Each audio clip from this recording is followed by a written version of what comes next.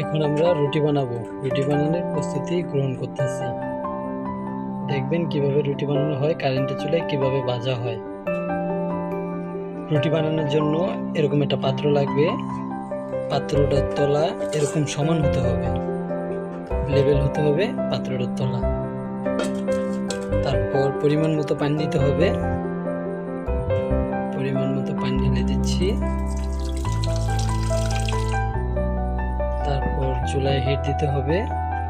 কত পরিমাণ হিট দিতে হবে, এভাবে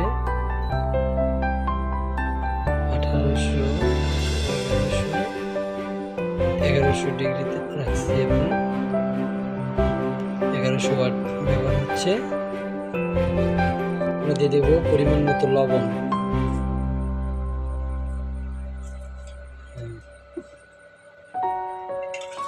লবণটা দেওয়ার পরে আমরা লবণটা মিক্স করে নিব। ঘটনাটা লবণ মিক্স হয়ে গেছে। পানি বলক না হওয়া পর্যন্ত আমরা অপেক্ষা করব। পানি বলক এলে আমরা আটা ঢেলে দেব। পানি বলক এসে গেছে, এখন আমরা আটা ডালবো পরিমাণ মতো। আমরা আটা ঢেলে দিচ্ছি। এটা প্যাকেট আটা, ফ্রেশ কোম্পানির অ্যাক্টিভেট। আটা ঢালার পর আমরা নেড়ে নিব, পানির সাথে মিশিয়ে নিব।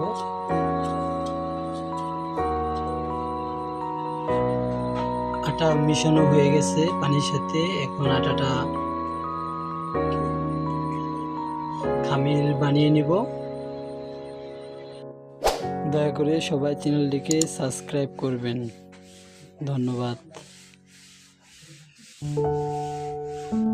আটা ছানানো হয়ে গেছে।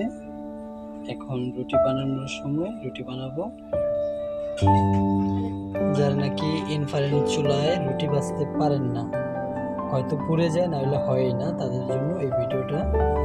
কিভাবে কত তাপমাত্রায় ভাজবেন, কত ওয়াটে ভাজবেন দেখাই দিচ্ছি। প্রথমত চালু করবেন, এটা টিপ দিয়ে চালু করবেন। এই চালু হলো। তারপর এটা দিলেন। 1800 ডিগ্রি তাপমাত্রা আছে, মানে 1800 ওয়াট। দেখুন কয়েলটা কিভাবে লাল হয়ে যায়। 2200 ওয়াট তাপ হচ্ছে। 500-তে দিয়ে ভাজবেন। 500-তে রেখে রুটি ভাজবেন। রুটি খুব সুন্দর হবে। আমি আপনাদেরকে ভেজে দেখাচ্ছি। আমাদের রুটি বানানো হয়ে গেছে। এখন আমরা ভাজবো। তাওয়ার উপরে রুটি দিচ্ছি, চুলার উপরে রুটিটা দিয়ে দিচ্ছি। রুটিটা সবসময় খেয়াল রাখবেন রুটিটা যেন সাইজ মতো থাকে।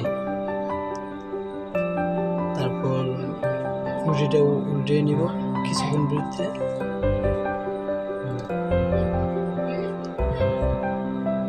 উল্টে দিচ্ছি রুটিটা।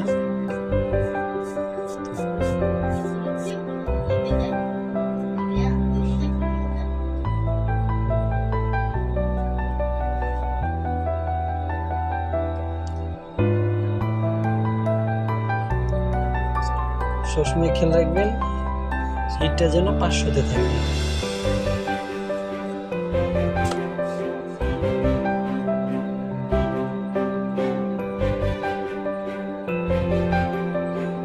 চুলাটা কারেন্ট খুবই অল্প খায়, খুব সাশ্রয়ী। তাই আপনারা কিনলে ব্যবহার করে আরাম পাবেন।